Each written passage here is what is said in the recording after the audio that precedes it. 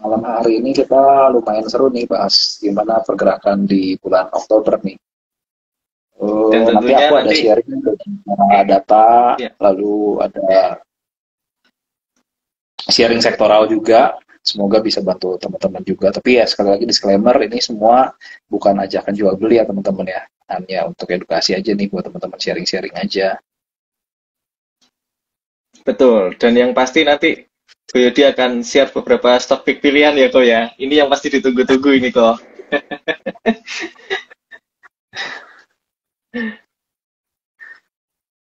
Itu bagian yang paling ditunggu kayaknya sama semua orang.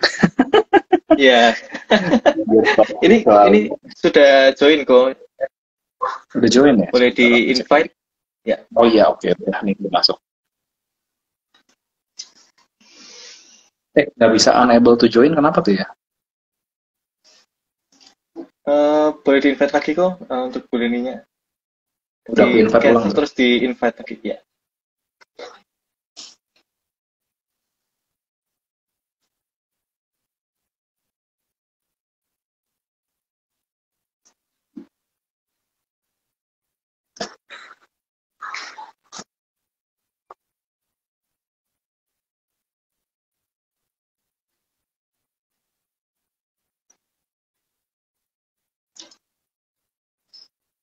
Sambil menunggu Sobat Kebi, kalau Sobat Kebi mau dapat stock pick dari Koyudi dan secara real time nanti Koyudi update di Telegram dan diarahkan oleh Koyudi, Sobat Kebi bisa open account di Kebi Valpuri Semarang, klik link di bio-nya Koyudi atau di bio-nya Kebi Valpuri Semarang, nanti di bagian kode Sobat Kebi isikan HE02 Evelyn. Begitu ya Koyudi. Jadi nanti Betul. ketika sudah buka akun, Sobat Kebi akan di-invite ke grup Telegramnya Koyudi.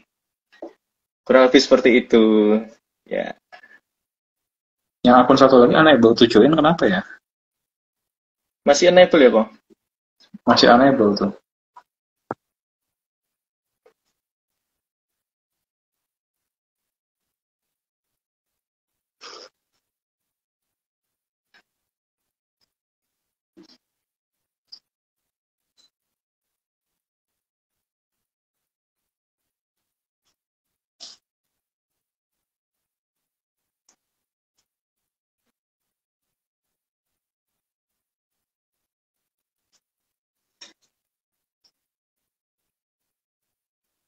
Iya, kalau masih ada kendala mungkin kita bisa mulai dulu ya kok.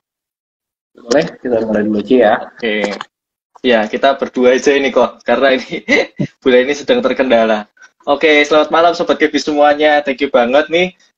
Malam ini kita juga bisa ketemu lagi di live yang spesial ini bersama Ko Yudi Chen. Dan thank you banget Ko Yudi Chen udah diluangkan waktunya untuk live bersama KB Valpuri Semarang. Oke, kita disclaimer on dulu bahwa semua pembahasan saham yang ada di sini bukan merupakan ajakan membeli atau menjual, sehingga semua resiko baik itu untung ataupun rugi menjadi tanggung jawab masing-masing investor. Kurang lebih seperti itu. Uh, Pertanyaan pembuka nih Ko Yudi. Kita langsung Ya, tanya pertanyaan pembuka. Di selama Oktober ini kira-kira secara seasonality IHSG ini gimana nih Ko? Apakah hijau marketnya atau bagaimana nih Ko? iya jadi kalau aku sambil sharing aja, aku balik dulu deh. Nah, kelihatan nggak ya? Kelihatan Ko, jelas banget. Jelas ya.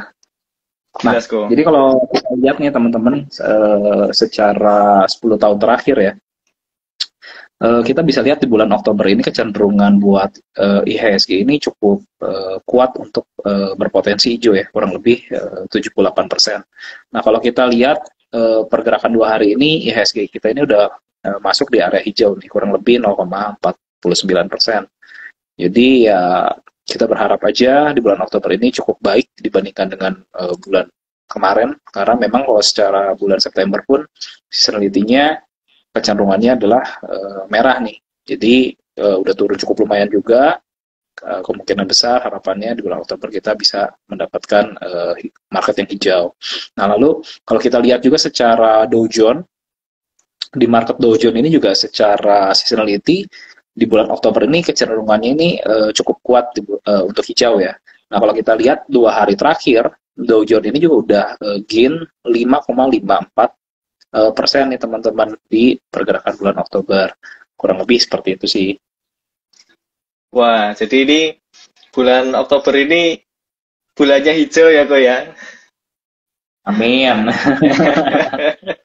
Iya, mungkin di bulan Oktober ini ada nggak kok tanggal-tanggal penting yang mungkin bisa diperhatikan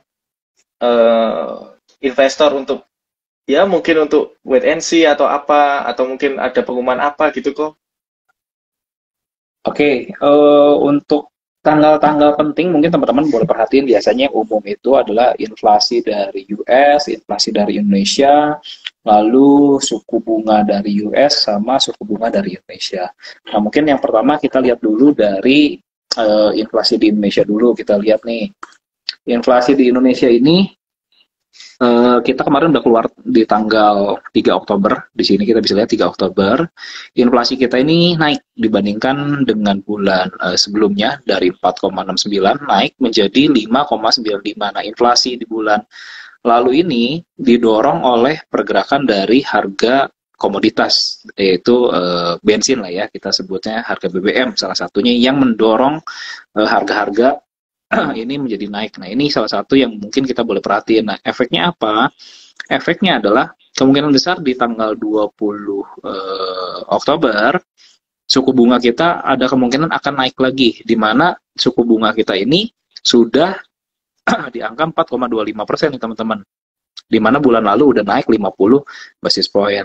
Nah, tapi secara data kita belum tahu nih nanti akan naiknya ke berapa, entah ke 4,5, entah 4,75, atau bahkan bisa sampai ke 5%. Nah, mungkin yang teman-teman boleh perhatiin adalah nanti perbandingan antara data aktual sama data konsensus.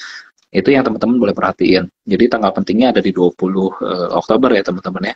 Lalu untuk inflasi di US sendiri, teman-teman bisa lihat bahwa data dari bulan lalu ini turun inflasinya dari 8,5% turun ke 8,3% gitu ya. Nah, nanti di tanggal 13 Oktober itu akan keluar lagi nih data inflasi US. Jadi teman-teman boleh perhatiin juga nih, apakah datanya itu cukup baik, inflasinya akan turun lagi ke bawah, atau nanti malah ternyata naik lagi. Tapi secara konsensus kita bisa lihat nih di sini, untuk inflasi di US itu dikonsensuskan akan turun gitu ya. Kita tinggal tunggu aja aktualnya di bulan Oktober tanggal 13 seperti apa. Nah, untuk suku bunga US sendiri di bulan ini sebenarnya nggak ada pergerakan nih gitu ya untuk bulan ini. Jadi baru ada lagi perubahan data mungkin di bulan depan gitu. Nah, untuk suku bunga US sendiri kita bisa lihat di bulan lalu itu datanya tuh naik dari 2,5%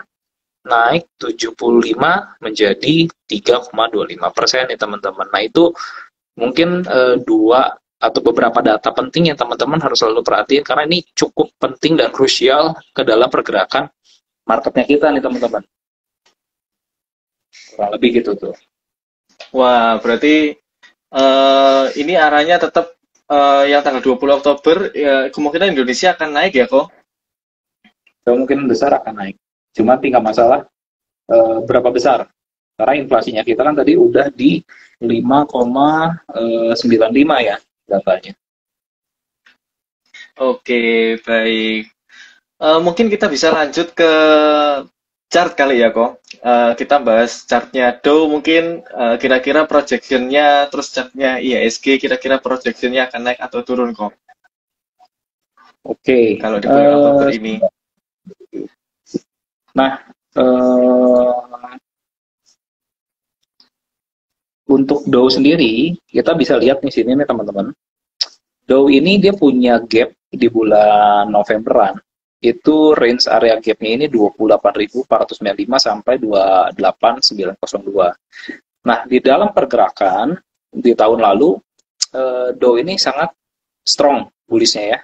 Nah, sampai pada area di antara bulan September sampai ke bulan Februari 22, ini dia bikin yang namanya double top, sehingga ada pattern, reversal pattern ya teman-teman. Sehingga yang tadinya dari bullish, lalu dia reversal, kemudian dia memulai fase downtrend-nya. Nah, untuk pergerakan sekarang memang kita bisa lihat bahwa Dow sendiri ini sedang bergerak di dalam fase downtrend, di dalam channel downtrend-nya. Nah, kemarin di minggu kemarin kita bisa melihat bahwa tutupan bulan September itu Dow ditutup di level 28.725 dan itu adalah range dari gap dari Dow di bulan November.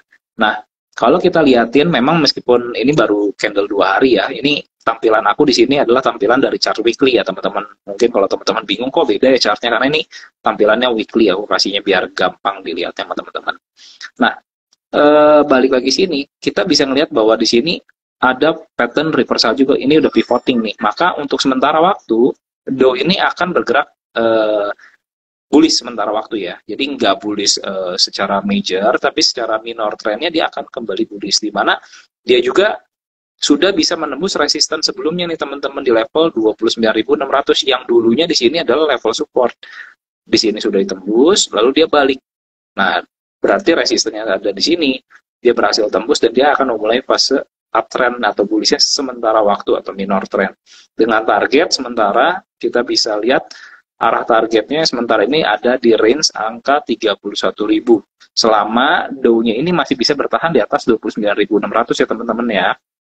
Nah, tapi kalau gimana kalau ternyata Dow-nya ini kembali turun di bawah 29.600, maka kemungkinan besar dia akan kembali turun menuju level support sebelumnya, itu ada di level 28.715 gitu. Jadi boleh perhatiin nih, yang paling penting adalah kalau buat Dow sekarang bertahan di 296 dengan potensi upset sekarang, sementara arahnya ke 31.085 gitu. Nah, lalu buat indeksnya kita sendiri, kita bisa melihat bahwa memang indeksnya kita ini udah bergerak sideways cukup lama ya dari bulan April di 2022 itu dengan dia punya all time high itu di level 7.355. Nah, kemarin di tanggal 15 September di sini sempat nih break all time high, cuman nggak kuat. Nah, kalau kita lihat patternnya juga di sini membentuk yang namanya rising wedge nih teman-teman, di mana memang kalau kecenderungannya udah ada pattern-pattern seperti rising wedge akan terjadi pelemahan gitu ya. Nah, di tanggal 16 September di sini kita bisa melihat bahwa pattern rising wedge-nya ini ditembus ke bawah gitu ya. Maka dari sini kita bisa melihat dia akan bergerak downtrend sementara waktu, dan di sini dia membentuk lagi yang namanya channeling downtrend. Nah, untuk pergerakan 2 hari terakhir sebenarnya untuk IHSG sendiri ini cukup bagus, di mana dia udah bisa menembus dari channel downtrendnya nih. Untuk target upside sendiri sementara ada sampai resisten kurang lebih di area 7.221. Cuman kita bisa melihat bahwa tutupan hari ini candle IHSG ini nggak begitu bagus teman-teman, tekanan jualnya cukup besar. Jadi untuk sementara waktu mungkin sehari 2 hari ke depan akan ada tekanan jual dulu sedikit.